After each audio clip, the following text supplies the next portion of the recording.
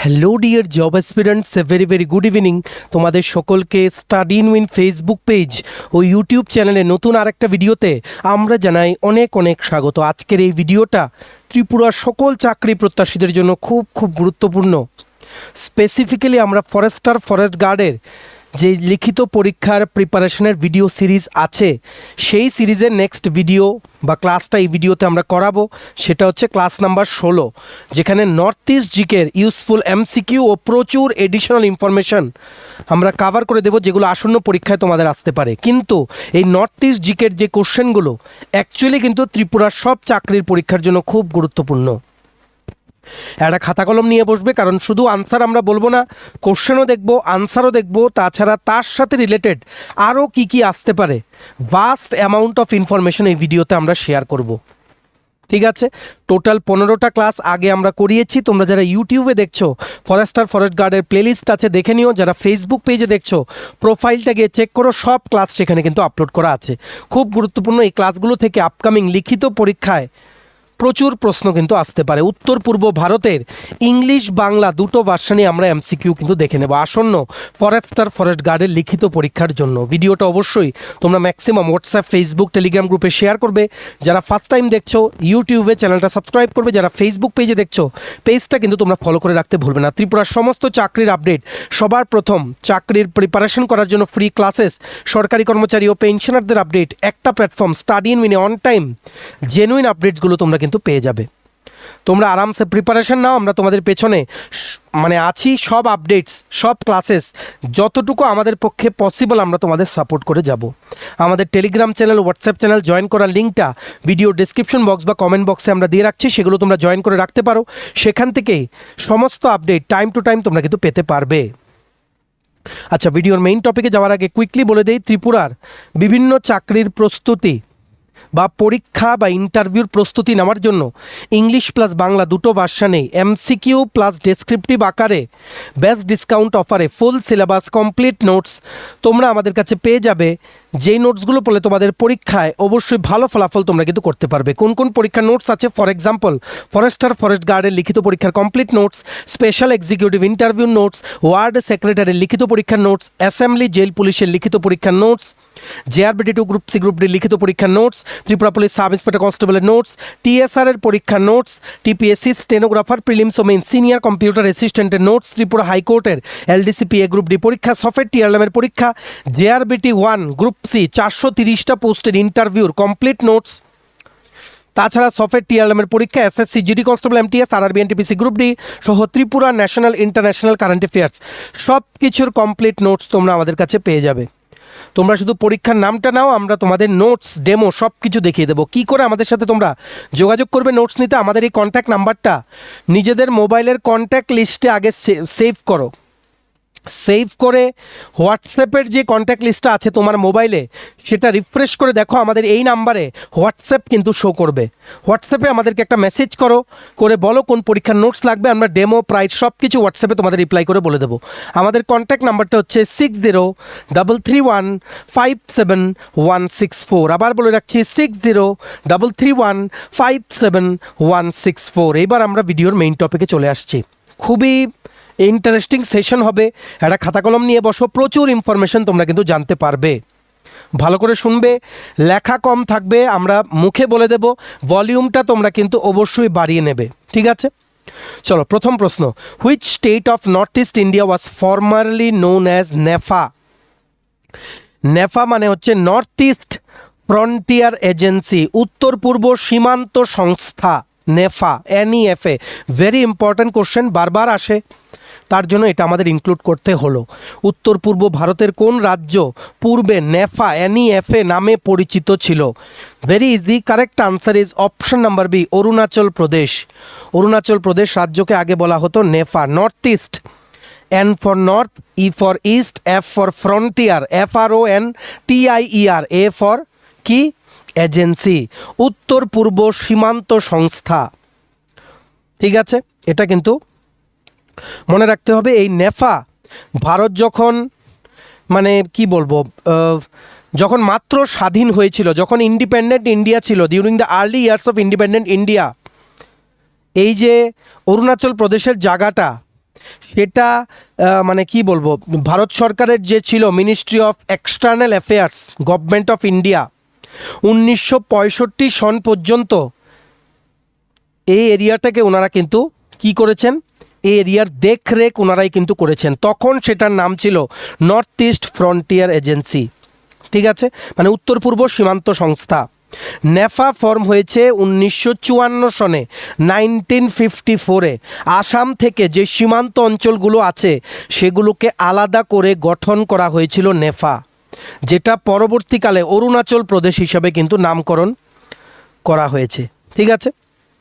তারপর জেনে রাখো নেফার পরে যে জিনিসটা জিজ্ঞেস করে, মানে তোমরা বছরটা জেনে রাখো, 20 জানুয়ারি 1972, 20 জানুয়ারি 20th জানুয়ারি 1972 সব কিছু রিঅর্গানাইজ করা হলো।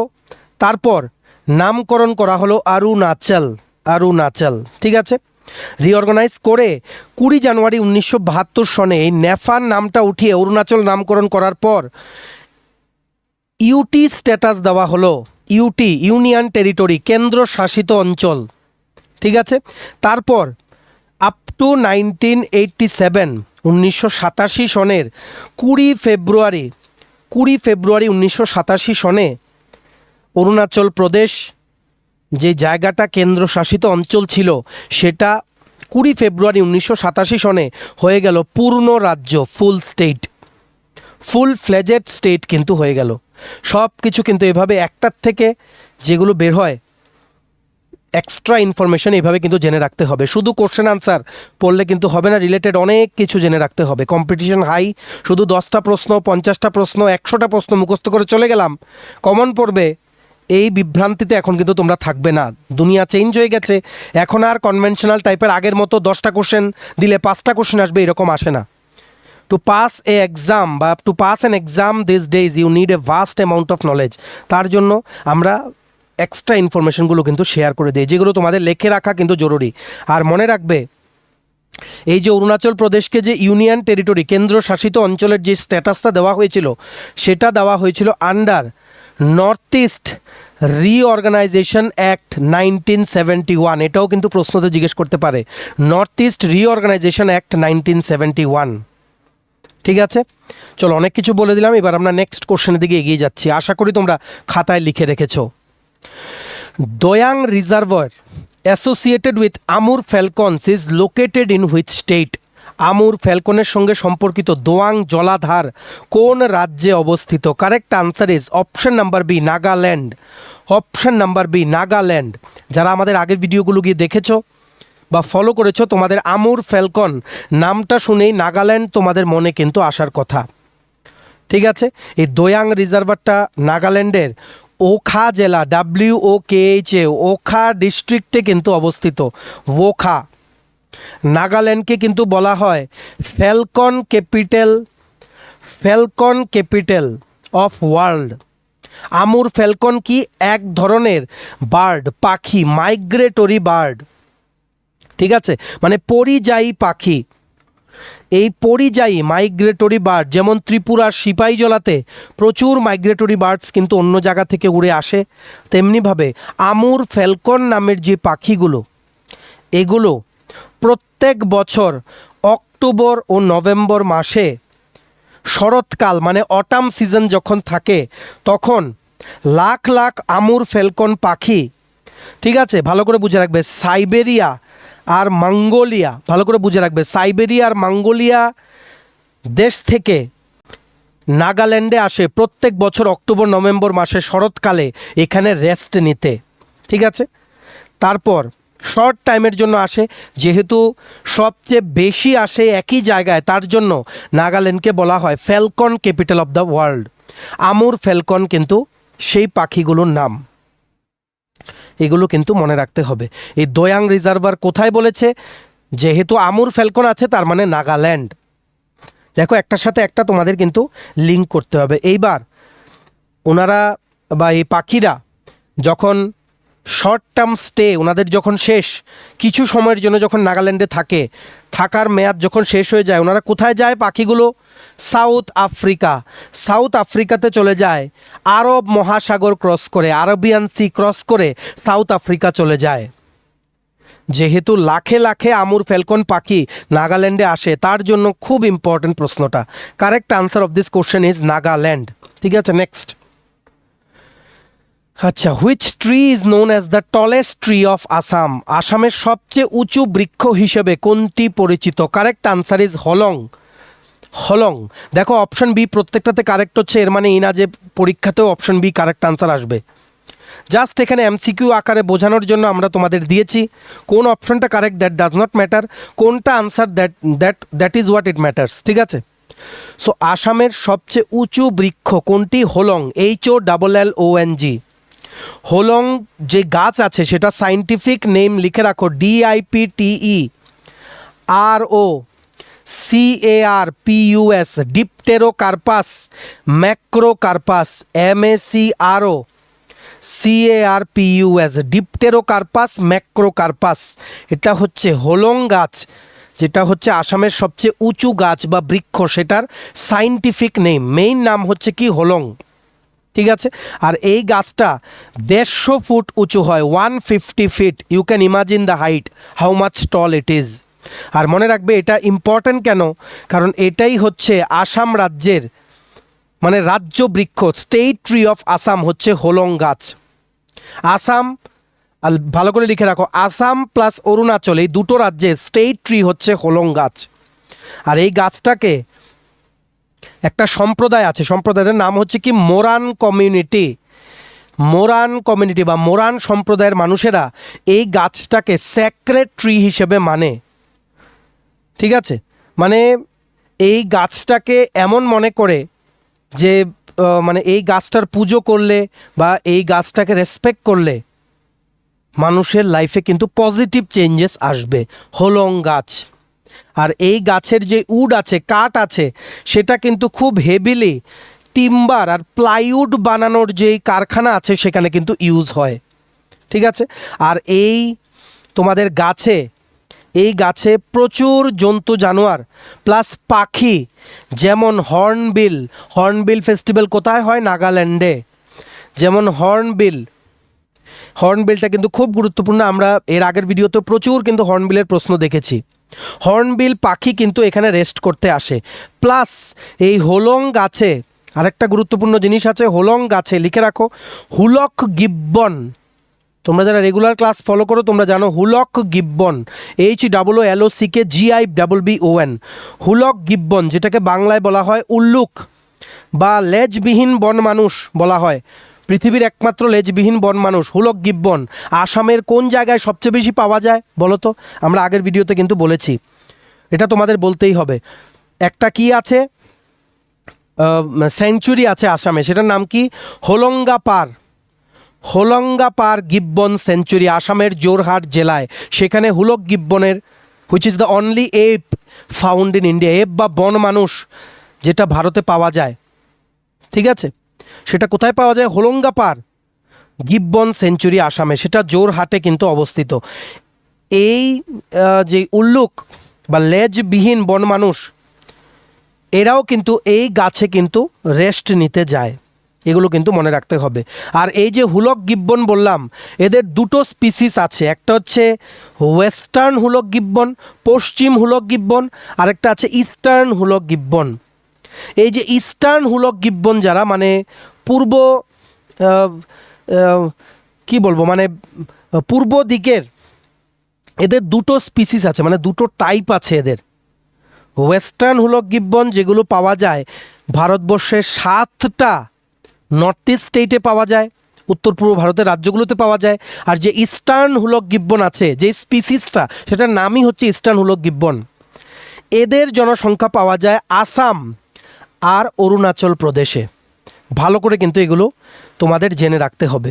আর কি বললাম, হুলক গিব্বন কোথায় পাওয়া যায়? হোলঙ্গাপার গিব্বন স্যাংচুরি আসাম, যেটা হচ্ছে জোরহাট জেলায় অবস্থিত। অলরেডি আগের ভিডিওতে প্রচুর কিন্তু আমরা দেখেছি কোশ্চেন্স, এগুলো আসবেই, তাহলে ভালো করে তোমরা কিন্তু জেনে রাখো। Next question, Siliguri corridor is popularly known as, Siliguri করিডোরকে সাধারণত কি বলা হয়? ভেরি ইম্পর্ট্যান্ট এই কোশ্চেনটা। কেন?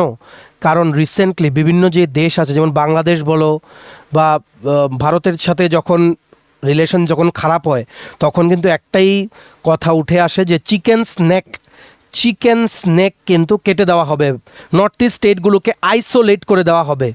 তার জন্য এটা কিন্তু গুরুত্বপূর্ণ। শিলিগুড়ি করিডোর মানে কি, মানে এটাকে পপুলারলি কি বলা হয়? Correct answer is option number A, chicken snake. Chicken snake বলা হয়, option number A is the correct answer. ঠিক আছে, চিকেন স্নেক কেন বলা হয়? দেখো এখানে আমরা একটা ম্যাপ রেখেছি, কারণ এটার শেপটা হচ্ছে মুরগির যে গলা সেটার মতো, because of its shape in the ম্যাপে এইরকম, তার জন্য। ঠিক আছে, অ্যাকচুয়ালি এটা কোথায়? ওয়েস্ট বেঙ্গলের শিলিগুড়িতে অবস্থিত, শিলিগুড়ি টাউনে। টোটাল এটা 22 কিলোমিটার চওড়া, 22 কিলোমিটার ওয়াইড। কিন্তু 22 কিলোমিটার, এটার ওয়াইডটা কোন জায়গায়? সবচেয়ে যেই জায়গাটা চিকন, সবচেয়ে ন্যারোয়েস্ট পয়েন্ট, সেই জায়গাটা হচ্ছে 22 কিলোমিটার চওড়া।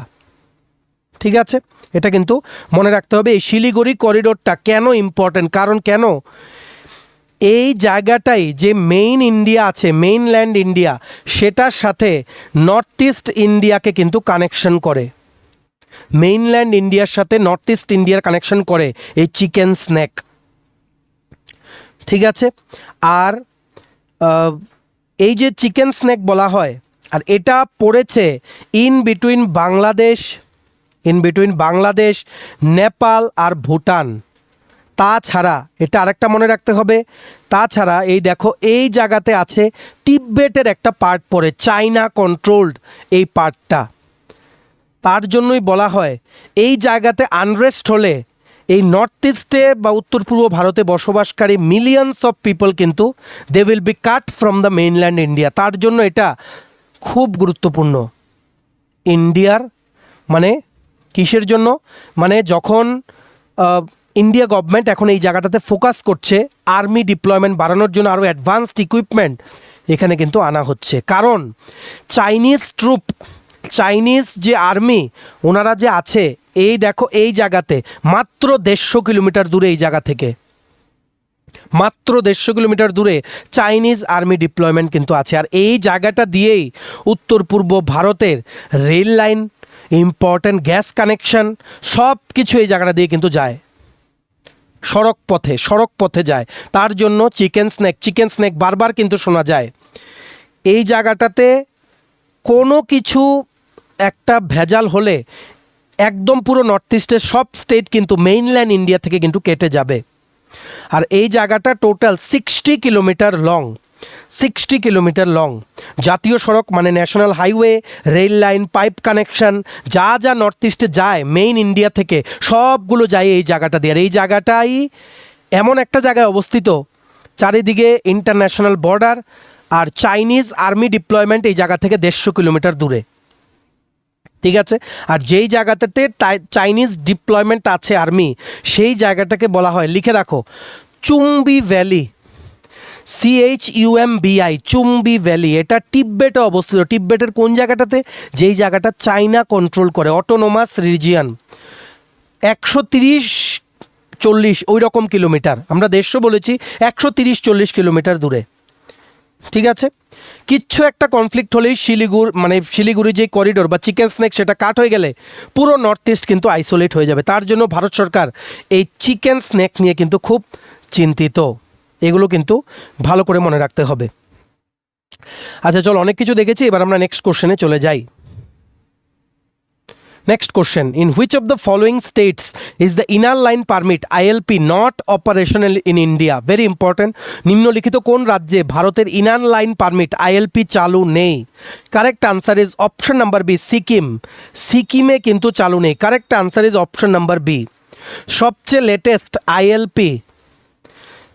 Latest ILP inner line permit লাগবে এইরকম প্রথা চালু হয়েছে 2019-এ। সবচেয়ে লেটেস্ট মণিপুরে। সবচেয়ে লেটেস্ট কোথায়? মণিপুরের শুরু হয়েছে একটা, এটা কারেন্ট অ্যাফেয়ার্স।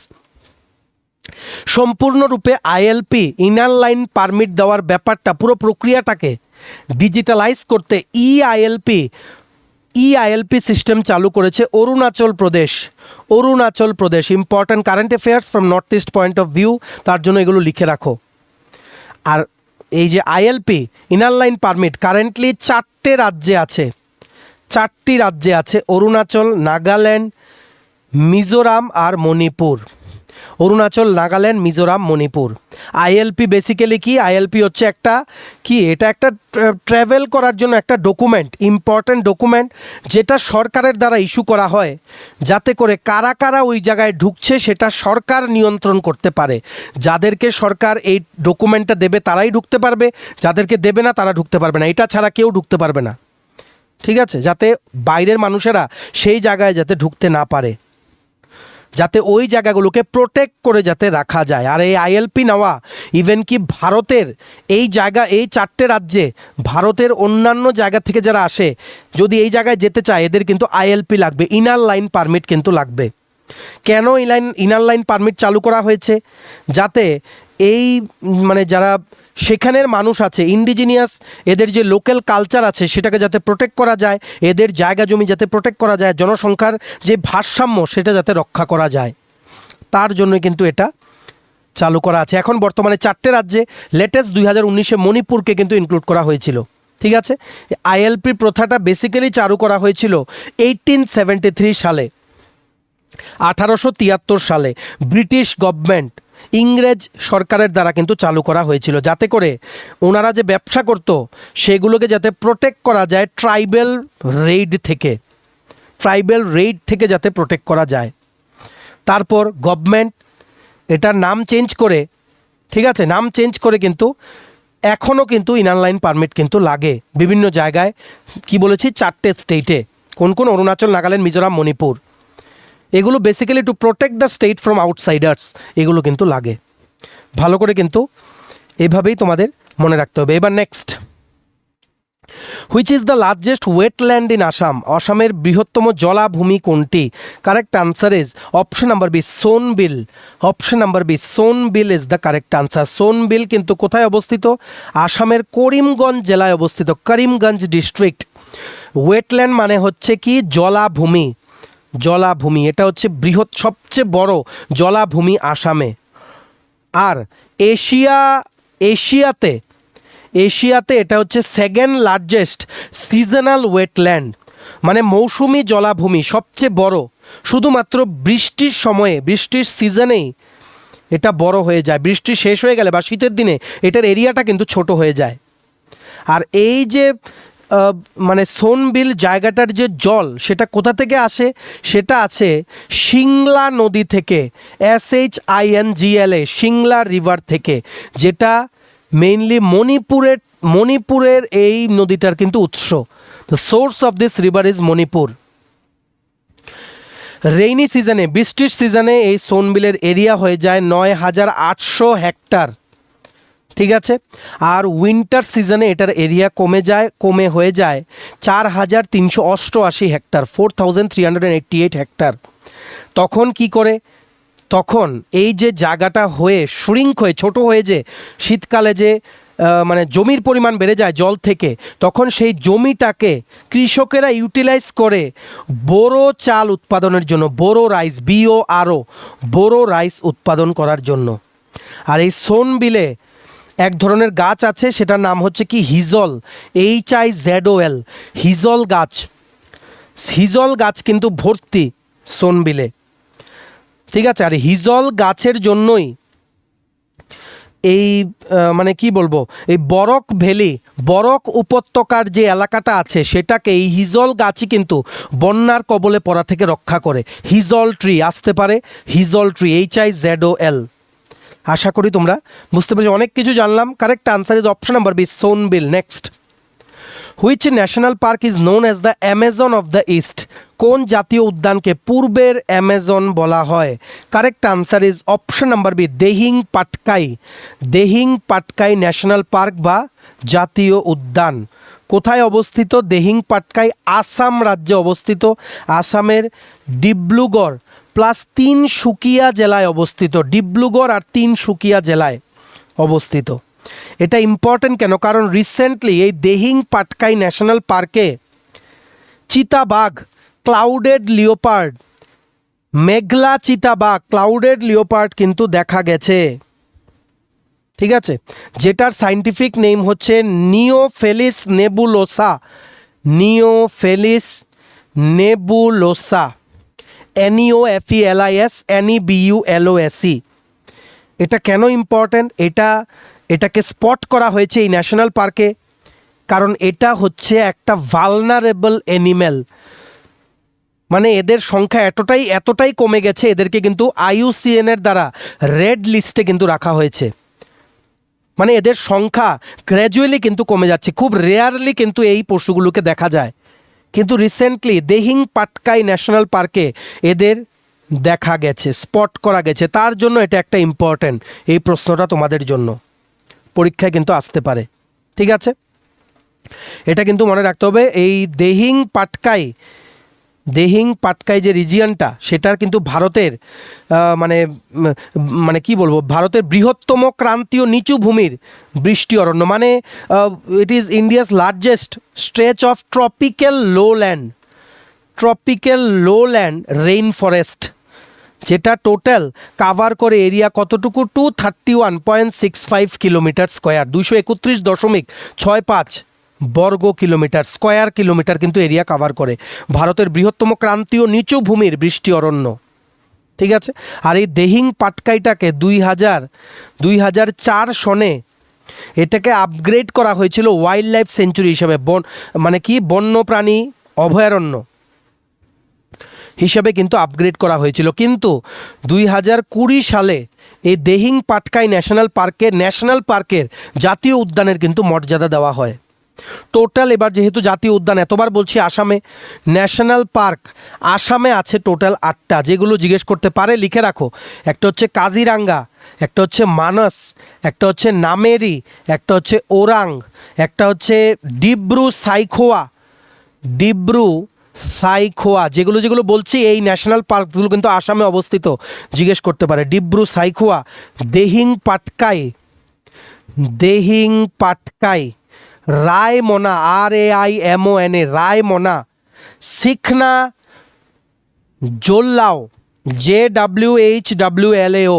কি বলেছি? কাজিরাঙ্গা, মানস, নামেরি, ওরাং, ডিব্রু সাইখোয়া, দিহিং পাটকাই, রায়মনা, শিখনা জলহাও JWHWLAO। এই সবগুলো ন্যাশনাল পার্ক কিন্তু আসামে অবস্থিত। টোটাল আসামে আছে 8টা জাতীয় উদ্যান, 8টা ন্যাশনাল পার্ক। নাম জিজ্ঞেস করতে পারে যে কোথায় অবস্থিত পরীক্ষায়, এগুলো লিখে রাখো খাতায়, বহুত কাজে লাগবে। Correct answer is Dihing Patkai. ঠিক আছে, আচ্ছা next, which national park is famous for white winged wood duck? সাদা ডানাওয়ালা কাঠের হাঁসের জন্য কোন জাতীয় উদ্যান বিখ্যাত? দেখো মেইনলি পাওয়া যায় option number C, Dihing Patkai national park, যেটার ব্যাপারে একটু আগে জানলাম। এটা খুব রেয়ার পাখি, খুব রেয়ারলি, সচরাচর এই পাখিটাকে দেখা যায় না। কিন্তু এই পাখিদেরকে কিন্তু নামেরি যে ন্যাশনাল পার্ক, এটা অপশন বিতে আছে, নামেরি ন্যাশনাল পার্ক বা নামেরি জাতীয় উদ্যান, সেখানেও কিন্তু দেখা যায়। এটা ইম্পর্ট্যান্ট কেন?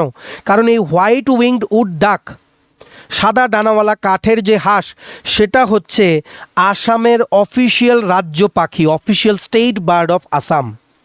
ঠিক আছে, আর এই নামেরি ন্যাশনাল পার্ক, দিহিং পাটকাই ছাড়াও যে কাজিরাঙ্গা ন্যাশনাল পার্ক আছে আসামের, সেখানেও কিন্তু এদেরকে কিন্তু দেখা যায়।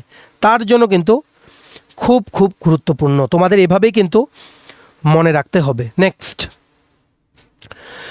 Which river is known as the life line of Manipur? মণিপুরের জীবন রেখা নামে পরিচিত নদী কোনটি? দেখো পরিচিত তো দুটো, বরক আর Imphal. Option number A, B দুটোই কিন্তু কারেক্ট। এই দুটোকেই বলা হয় মণিপুরের জীবন রেখা। এবার আমরা বরক নদীর ব্যাপারে যদি জানি, বরক রিভার হচ্ছে মণিপুরের সবচেয়ে বড়, largest plus longest river of Manipur. সবচেয়ে লম্বা ও বড় নদী মণিপুরের হচ্ছে বরক নদী।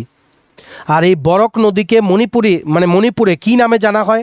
ভৌরেই, VOUREI, ভৌরেই বা আভৌরেই, AVOUREI নামেও কিন্তু পরিচিত মণিপুরে এই বরক নদী। আর এই বরক নদীর উৎপত্তি কোনখান থেকে?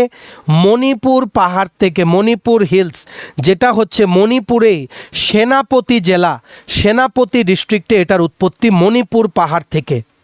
ঠিক আছে, অনেক কিছু বলে দিলাম। আশা করি এখান থেকে তোমরা একটা না দুটা প্রশ্ন যে কোনো পরীক্ষায় ত্রিপুরার তোমরা পাবে। ঠিক আছে, তেমনিভাবে যে ইম্ফল নদী আছে, ইম্ফল রিভার মণিপুরে, ইম্ফল নদী, এই ইম্ফল নদীটা মণিপুরেরই কাংপোকপি যে জেলা আছে, KNGPOKPI, কাংপোকপি ডিস্ট্রিক্ট থেকে এটার উৎপত্তি। আর এই ইম্ফল নদীটাই ইম্ফলের মাঝখান দিয়ে প্রবাহিত হয়। যদি বলে the city of Imphal is located across which river, কোন নদীর পারে ইম্ফল শহরটা অবস্থিত, কারেক্ট আনসার হবে ইম্ফল নদী। ঠিক আছে, লোকটাক লেক যেটা, সেখানেও কিন্তু ইম্ফল নদী সেই জায়গা দিয়েও কিন্তু প্রবাহিত হয়। ফাইনালি এই নদীটা প্রবাহিত হয়ে কোথায় যায়? দুটো নদী আছে, একটা হচ্ছে চাইন্ডউইনও বলা যায়, CHINDWIN, আরেকটা আছে ইরাওয়াড্ডি, IRRAWADDY। চিন্ডউইন আর ইরাওয়াড্ডি যে নদী আছে মায়ানমার দেশে, সেখানে গিয়ে এই নদীটা কিন্তু প্রবাহিত হয়। আর এই নদীটার আরেকটা স্পেশালিটি আছে যেটা তোমাদের জেনে রাখা উচিত। এই ইম্ফল নদীটাকে ওয়ার্ল্ড ওয়ার 2 সময়, দ্বিতীয় বিশ্বযুদ্ধের সময়, এই নদীটাকে জাপানের যেই সোলজার্সরা ছিলেন ওনারা ইউজ করেছিলেন নৌকা দিয়ে এই ইম্ফল নদী দিয়ে ইম্ফল শহরের দিকে এগিয়ে যেতে। তার জন্য এটা কিন্তু প্রশ্ন আসতে পারে, ইম্ফল নদীর উপরে প্রশ্ন কিন্তু আসতে পারে। ঠিক আছে, অনেক কিছু বললাম। So correct answer is both হতে পারে, ইম্ফল রিভার আর Barak river. Next, Barail range is mainly located in which state, Barail পর্বতমালা প্রধানত কোন রাজ্যে অবস্থিত? Correct answer is option number A, Assam রাজ্যে অবস্থিত। Option number A, Assam is the correct answer.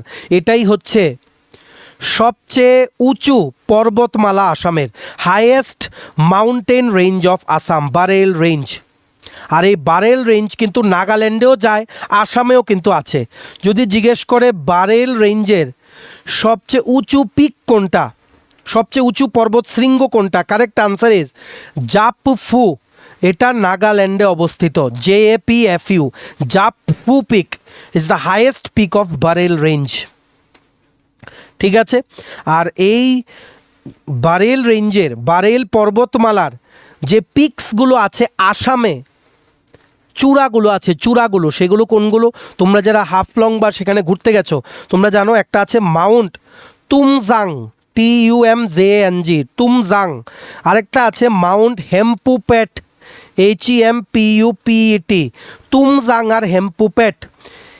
এগুলো হচ্ছে পর্বত শৃঙ্গ, যেগুলো মাউন্টেন পিকস এই বারেইল রেঞ্জের, এই বারেইল পর্বতমালার যেগুলো আসামে অবস্থিত, তুমজাং আর হেম্পুপেট। আর হেম্পুপেট হচ্ছে second highest peak in Assam. আর এই মাউন্ট তুমজাংকে আরেকটা নামে জানা হয় কি? Sielkal peak, SIELKAL, Sielkal peak হিসেবেও কিন্তু জানা হয়। ঠিক আছে, যেহেতু আসাম বললাম, নাগাল্যান্ড বললাম, এক দুটো জিনিস হঠাৎ করে মাথায় আসছে, তোমরা একটু জেনে রাখো, কারেন্ট অ্যাফেয়ার্স থেকে আসতে পারে। যেহেতু আমরা কন্টিনিউ কারেন্ট অ্যাফেয়ার্সের মানে নোটসগুলো বানাই পত্রিকা পড়তে পড়তে। দেখো, জুন মাসে 2026-এ Assam plus government of India plus government of Nagaland ত্রিপাক্ষীয় একটা চুক্তি সাইন করেছে, ট্রাইপার্টাইট এগ্রিমেন্ট করেছে হাইড্রোকার্বন অপারেশনের জন্য। খুব ইম্পর্ট্যান্ট আসতে পারে। আরেকটা জিনিস জেনে রাখো, আসামে কিন্তু ইউনিফর্ম সিভিল কোড বিল কিন্তু পাস করা হয়ে গেছে, ইউনিফর্ম সিভিল কোড বিল। এগুলো খুব গুরুত্বপূর্ণ, এগুলো কিন্তু আসতে পারে, তো জেনে রাখো। যেহেতু একটু মনে এলো আমরা বলে দিলাম। Correct answer of this question is option number A, Assam. Next, Zawlbuk is associated with which states, Zawlbuk কোন রাজ্যের ঐতিহ্যবাহী প্রতিষ্ঠান? Very important. Correct answer is option number A, Mizoram. এটা বেসিক্যালি কি? এটা হচ্ছে ঐতিহ্যবাহী অবিবাহিত পুরুষদের ছাত্রাবাস, ব্যাচেলার্স ডরমিটরি বলা হয়, ব্যাচেলার্স ডরমিটরি, অবিবাহিত পুরুষদের ছাত্রাবাস, যেটা মিজোরামে অবস্থিত। ঠিক আছে, এটা কিন্তু বেসিক্যালি মিজোরাম যে মিজো সংস্কৃতির কেন্দ্রবিন্দু হিসেবে কিন্তু আছে। ইট serves as the centre of Mizo culture. এখানে কি হয়, এখানে যে অবিবাহিত ইয়াং পুরুষরা আছে এখানে কি কি শিখে, ডিসিপ্লিন শিখে, প্লাস কমিউনিটিকে কি করে সার্ভিস দিতে হয় সেটা ওনারা শিখে।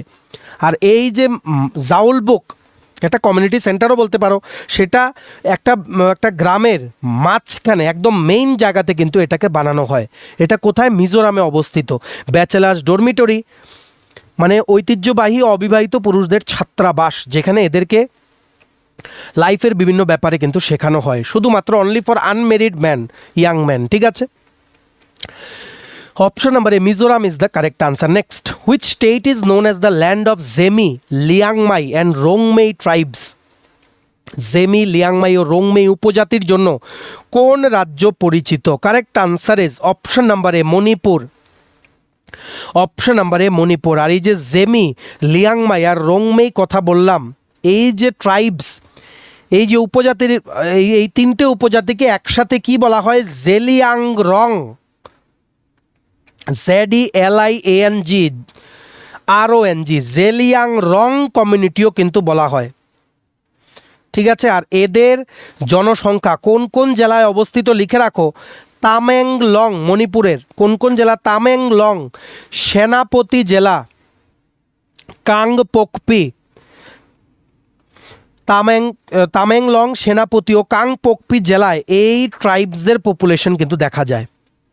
ঠিক আছে, আর এদের considerable amount of population Manipur, Nagaland ও আসাম, আসামের যে ট্রাই জাংশন আছে, মানে তিনটে রাজ্যই, মানে একটা জায়গা আছে যেখানে তিনটে রাজ্য কাছাকাছি, এই জায়গায় কিন্তু দেখা যায় এদের কনসিডারেবল অ্যামাউন্ট অফ পপুলেশন। আর যেহেতু ট্রাইবস বলছি, মনে রাখবে মণিপুরে টোটাল 33টা মানে কি আছে, গভর্নমেন্ট অর্গানাইজড শিডিউল ট্রাইবস আছে, উপজাতি আছে 33টা, 33। আর এই 33টা উপজাতিকে দুটো গ্রুপে ভাগ করা হয়েছে, লিখে রাখো, এক্সট্রা ইনফরমেশনগুলো কিন্তু খুব গুরুত্বপূর্ণ।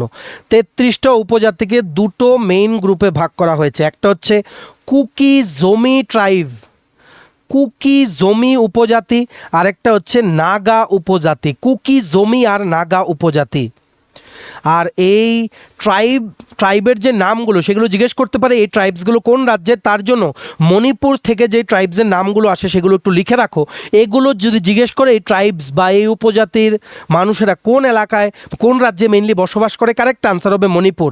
যেমন আইমোল, AIMOL, আঙ্গামি, ANGAMI, গাংতে, GANGTE, আরেকটা আছে কৈরেং, KOIRENG, আরেকটা আছে কম, KOM, আরেকটা আছে মাও, MAO, আরেকটা আছে মাতে, MATE, আরেকটা আছে সিনতে, SINTE। ঠিক আছে, আরেকটা আছে থাডো, THADOU, আরেকটা আছে ভাইপেই, VAIPHEI, ভাইপেই, আরেকটা আছে জৌ। এগুলোই মনে রাখো, 33টা নাম মনে রাখার দরকার নেই, পরীক্ষায় আসলে এগুলোর মধ্যে থেকে যে কোনো একটা জিজ্ঞেস করবে যে this tribe belongs to which state, কোন রাজ্যে পাওয়া যায় এই ট্রাইবের মানুষদের পপুলেশন, কারেক্ট আনসার হবে মণিপুর। আশা করি তোমরা কিন্তু লিখে রেখেছো, অনেক কিছু জানলাম। এবার আমরা নেক্সট কোশ্চেনে এগিয়ে যাচ্ছি। Next, the headquarters of north east council is located at, north eastern কাউন্সিলের সদর দপ্তর কোথায় অবস্থিত? ভেরি ইজি, কিন্তু এটা আসতে পারে। Correct answer is Shillong, option number C, Shillong. North east council, এটা হচ্ছে নর্থ ইস্ট কাউন্সিলটা বেসিক্যালি কি, এটা হচ্ছে আঞ্চলিক পরিকল্পনা সংস্থা, মানে regional planning body for north east India, regional planning body for north east India, আঞ্চলিক পরিকল্পনা সংস্থা।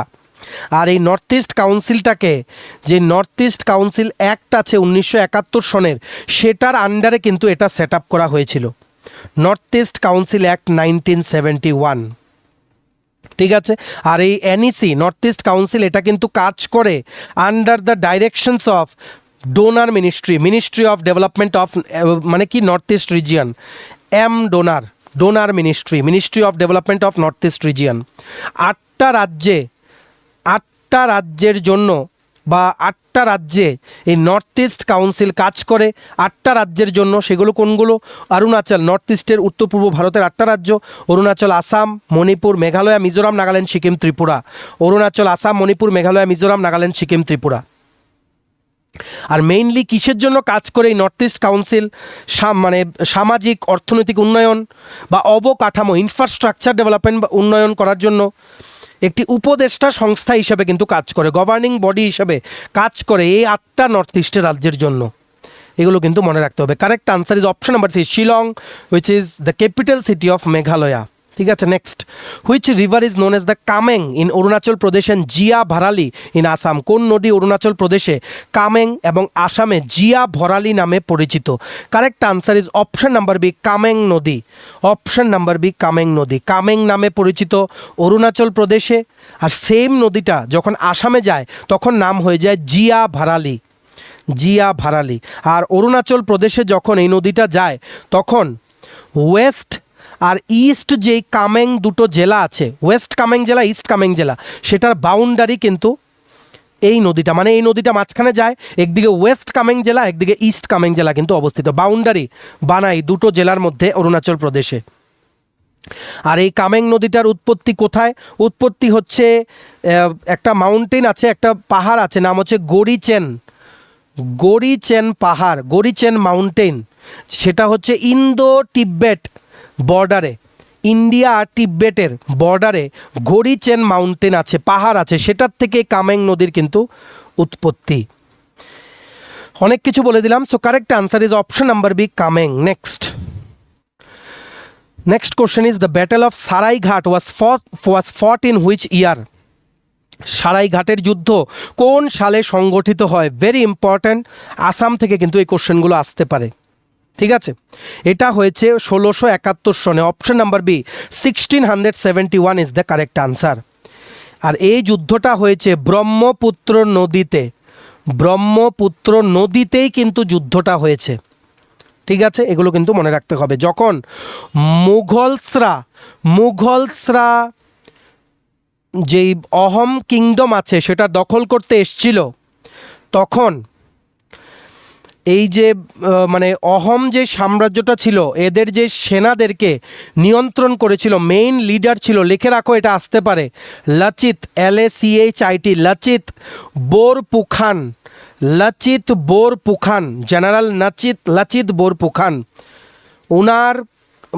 উনি কিন্তু কমান্ড করেছিলেন সৈন্যদের তখন যেই মুঘল যেই মানে কি বলবো, মুঘল যে এম্পায়ারটা ছিল, মুঘল যে সাম্রাজ্যটা ছিল, সেখানের আর্মিরা এসেছিলেন অহোম কিংডম দখল করতে। তখন এই ব্রহ্মপুত্র নদীতে ব্যাটেল অফ সারাইঘাট কিন্তু হয়েছিল। সারাইঘাটের যুদ্ধ 1671 সনে, স্পেসিফিক্যালি মার্চ মাসে কিন্তু এটা হয়েছিল, নদীতেই কিন্তু যুদ্ধটা হয়েছিল। নেভেল কনফ্লিক্ট কিন্তু ছিল। আর এই যে মুঘল এম্পায়ার যে এসেছিল অ্যাটাক করতে, মুঘলের যেই সৈন্যরা ছিল তাদেরকে লিড করছিলেন রাজা রাম সিং ওয়ান। লিখে রাখো, রাজা Ram Singh one.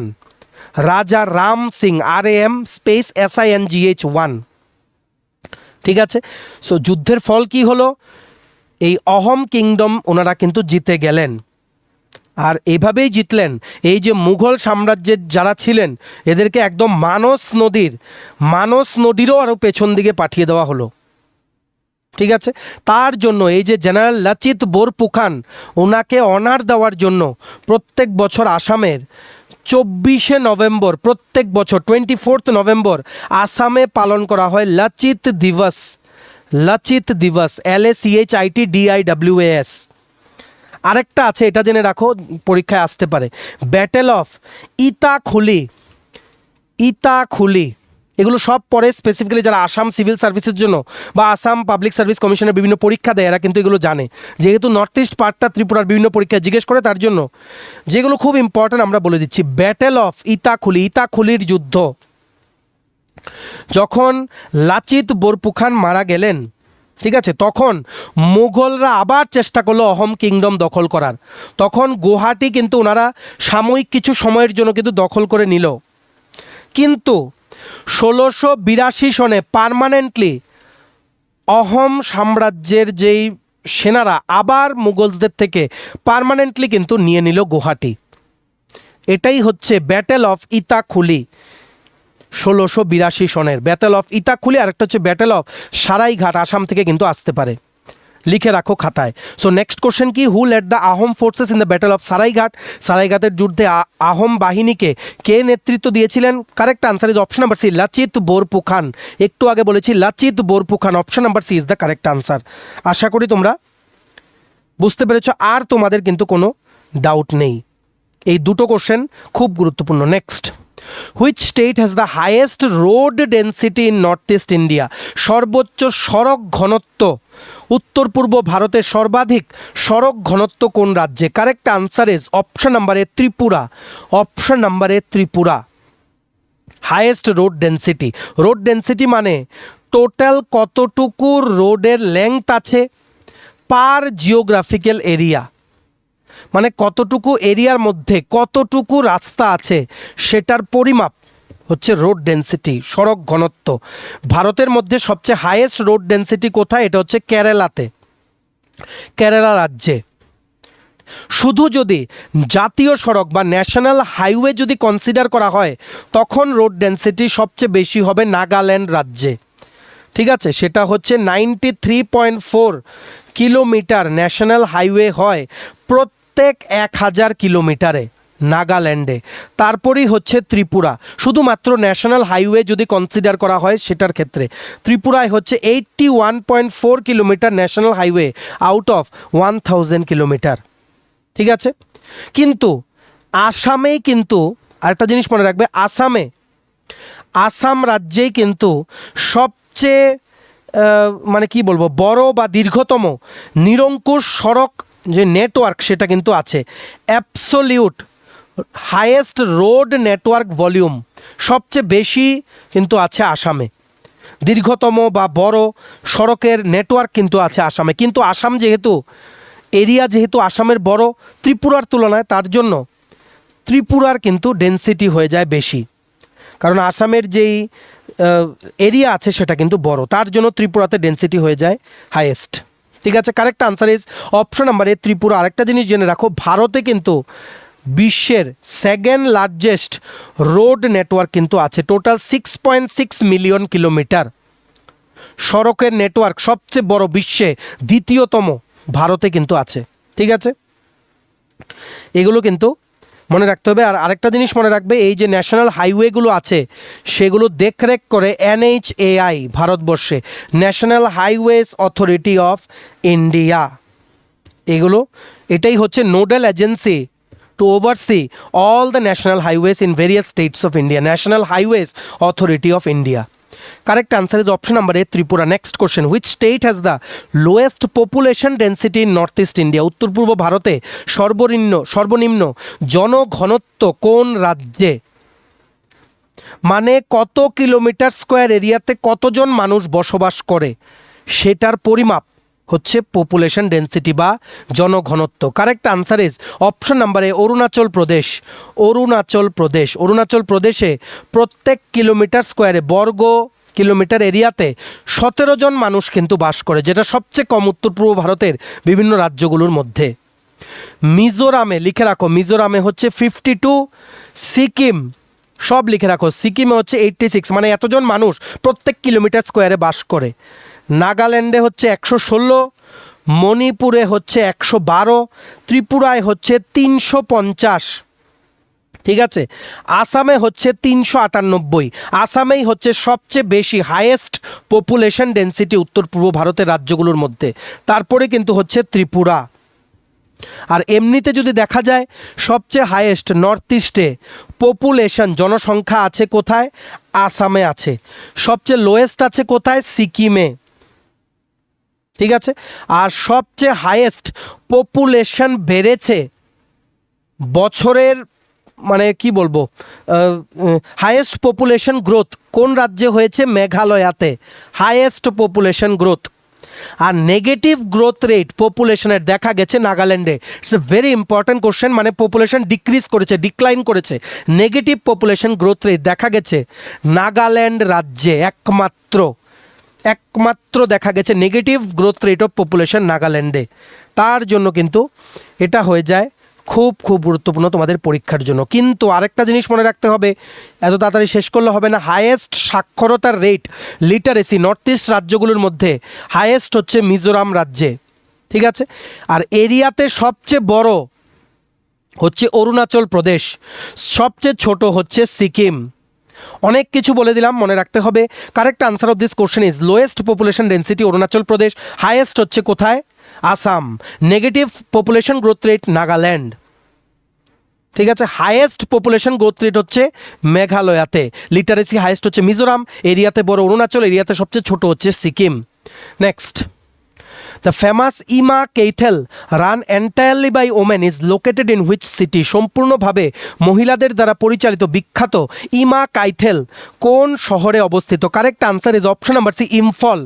Imphal is the capital city of Manipur. Manipur রাজ্যের ক্যাপিটাল হচ্ছে ইম্ফল। এই ইমা কেইথেল এটা কি? ইমা কেইথেল হচ্ছে সম্পূর্ণভাবে মায়েদের মার্কেট, মাদার্স মার্কেট। সম্পূর্ণ যতজন ব্যবসায়ী আছে, যতগুলো স্টল আছে, সেখানে কিন্তু মহিলারা কিন্তু ব্যবসা করছে। আর এটা হচ্ছে এশিয়ার সবচেয়ে বড় অল ওমেন মার্কেট, মহিলাদের দ্বারা পরিচালিত মার্কেট, এশিয়ার সবচেয়ে বড়, Asia's largest all women market. এই ইমা কেইথেকে আরেকটা নামেও জানা হয় নুপি কেইথে, NUPI লিখে রাখো, KEITHEL, নুপি কেইথেল নামেও কিন্তু পরিচিত। All women market, Asia's largest. আর এই মার্কেটে 5,000-এর মতো বিবাহিত মহিলারা কিন্তু সেখানে ব্যবসা করছে। ঠিক আছে, এটা কিন্তু মনে রাখতে হবে। অন্যান্য যেমন মণিপুর থেকে আরও আসতে পারে।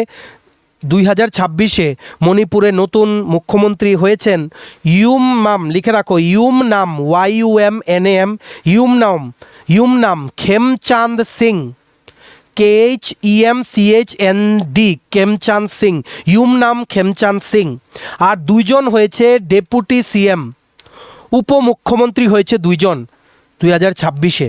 কেন? যাতে প্রত্যেকটা ট্রাইবাল কমিউনিটি থেকে ইকুয়াল রিপ্রেজেন্টেশন যাতে থাকে। 2জন কারা কারা হয়েছেন? একজন হচ্ছে নেমচা কিপগেন, উনি হয়েছেন ফ্রম কুকি-জো কমিউনিটি থেকে ওনাকে কিন্তু দেওয়া হয়েছে ডেপুটি CM এর পদ। আরেকজন দেওয়া হয়েছে লোসি দিখো, LOSIIDIKHO, লোসি ডিখোকে, উনি হচ্ছেন নাগা সম্প্রদায়, নাগা কমিউনিটি থেকে ওনাকে দেওয়া হয়েছে। সো কুকি-জো কমিউনিটি আর নাগা কমিউনিটির বোথ কমিউনিটি থেকে কিন্তু ডেপুটি CM রাখা হয়েছে। আর CM হচ্ছে ইউমনাম খেমচাঁদ সিং। ঠিক আছে, আর মণিপুর থেকে কুইকলি আমরা বলে দিই কী কী তোমাদের পরীক্ষায় আসে। আগের ভিডিওতেও বলেছি, এগুলো মনে রাখবে। এগুলো যদি জিজ্ঞেস করে ডাইরেক্টলি মণিপুর কিন্তু আনসার করবে। একটা হচ্ছে Keibul Lamjao national park, Loktak lake, directly Manipur কিন্তু মার্ক করবে। ঠিক আছে, আরেকটা মনে রাখতে হবে, মানে সবচেয়ে বড় মাটি আর পাথর দিয়ে তৈরি ড্যাম বা বাঁধ, সবচেয়ে বড় মাটি আর পাথর দিয়ে তৈরি dam, highest mud dam in India হচ্ছে সিংডা ড্যাম, SINGDA, সিংডা বাঁধ। এটা কোথায় অবস্থিত? মণিপুরে। মাটি আর পাথর দিয়ে তৈরি, এগুলো কিন্তু মণিপুর থেকে আসতে পারে। ঠিক আছে, এগুলো তোমাদের ভালো করে কিন্তু মনে রাখতে হবে। আচ্ছা, এখানে কি বলেছে? Which north eastern state was the first to achieve 100%, next question, 100% village electrification. কি বলেছে? উত্তর পূর্ব ভারতের কোন রাজ্য সর্বপ্রথম 100% গ্রাম বিদ্যুতায়ন অর্জন করেছে? এখানে কারেক্ট আনসার হবে মণিপুর। কারেক্ট আনসার হবে মণিপুর, যেটা ওনারা এই মাইলস্টোনটা অ্যাচিভ করেছিলেন 28শে এপ্রিল 2018-তে। আর মণিপুরেরই একটা গ্রাম আছে, গ্রামটার নাম হচ্ছে লেইসাং, LEISANG। এটাই হয়েছে সবচেয়ে লাস্ট ভিলেজ, শেষ গ্রাম, যেটাতে এতদিন বিদ্যুৎ পৌঁছায়নি, এটাতে এখন বিদ্যুৎ পৌঁছানো হয়েছে। ঠিক আছে, প্রধানমন্ত্রী সহজ বিজলি হর ঘর যোজনা, এটা মনে রাখতে হবে, খুব বেনিফিট হয়েছে নর্থ ইস্টের জন্য, to connect the unelectrified villages in India. আর আরও কিছু মনে রাখতে হবে, সবচেয়ে প্রথম সম্পূর্ণরূপে বিদ্যুৎ পৌঁছে গেছে প্রত্যেকটা ঘরে, ফার্স্ট ফুললি ইলেকট্রিফাইড স্টেট হচ্ছে হরিয়ানা। এগুলো কিন্তু আসতে পারে, হরিয়ানা রাজ্য। 100% সূর্যের দ্বারা পরিচালিত যেই মানে সোলার পাওয়ার যে গ্রাম হয়ে গেছে কোনটা? মধেরা, MODHERA, মধেরা গুজরাটে অবস্থিত। এগুলো সব কিন্তু মনে রাখতে হবে, যেগুলো কারেন্ট অ্যাফেয়ার্স থেকে জিজ্ঞেস করে। ঠিক আছে, চলো, এই ছিল খুবই ইম্পর্টেন্ট গুরুত্বপূর্ণ 20টা MCQ আর লেটেস্ট যা জিজ্ঞেস করে পরীক্ষায়, extensive discussion on all the topics. So আরও আসবে ভিডিও, নর্থ ইস্ট পার্টটা আরও 2টো ভিডিও করে আমরা শেষ করে দেবো, তারপর বাকি সাবজেক্টের দিকে আমরা কিন্তু এগিয়ে যাব। ভিডিওটা ভালো লাগলে অবশ্যই লাইক করবে। এতটুকু ভিডিওটা দেখে থাকলে থ্যাঙ্কস ফর ওয়াচিং।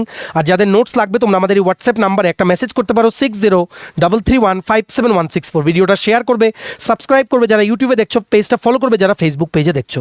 চলো সবাই ভালো থাকবে, take care, bye bye and have a nice day.